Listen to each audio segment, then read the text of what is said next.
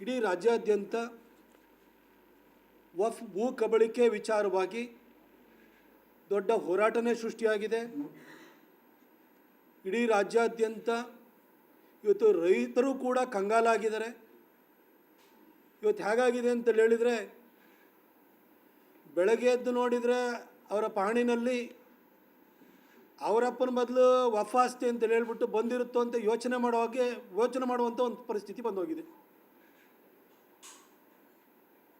ಯಾವಾಗ ತಮಗೆ ನೋಟಿಸ್ ಬರುತ್ತೆ, ಯಾವಾಗ ತಮ್ಮ ಭೂ ದಾಖಲೆಗಳು ಬದಲಾಗಿರ್ತವೆ ಅನ್ನೋ ಒಂದು ಆತಂಕ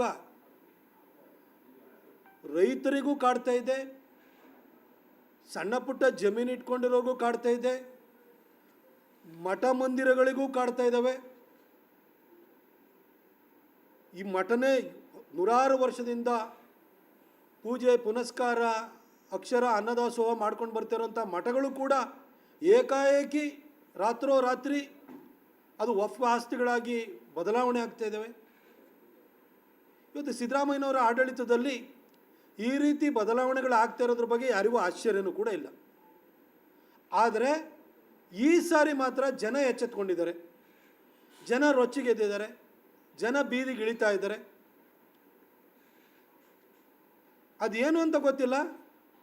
ಸಿದ್ದರಾಮಯ್ಯ ಸಾಹೇಬರ ಸರ್ಕಾರ ಬಂದಾದ ಕೂಡಲೇ ಎಲ್ಲರಿಗೂ ಕೂಡ, ಅದರಲ್ಲೂ ಬಹುಸಂಖ್ಯಾತರು ಯಾವತ್ತೂ ಕೂಡ ಆತಂಕದಲ್ಲೇ ಬದುಕುವಂಥ ಒಂದು ವಾತಾವರಣ ನಿರ್ಮಾಣ ಆಗುತ್ತೆ. ಅವರು ಹಿಂದೆ 2013ರಿಂದ 18ರವರೆಗೂ ಮುಖ್ಯಮಂತ್ರಿ ಇದ್ದರು.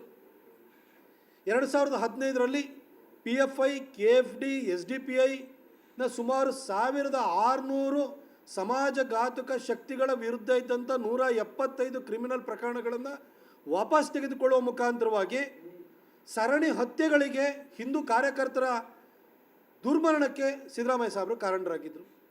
ಅದು ಕುಟ್ಟಪ್ಪ ಇಂದ ಹಿಡಿದು ರುದ್ರೇಶ್ ಮರ್ಡರ್ ಕೇಸ್ವರೆಗೂ ಕೂಡ 10 ಜನ ಪ್ರಾಣವನ್ನು ಕಳ್ಕೊಂಡ್ರು.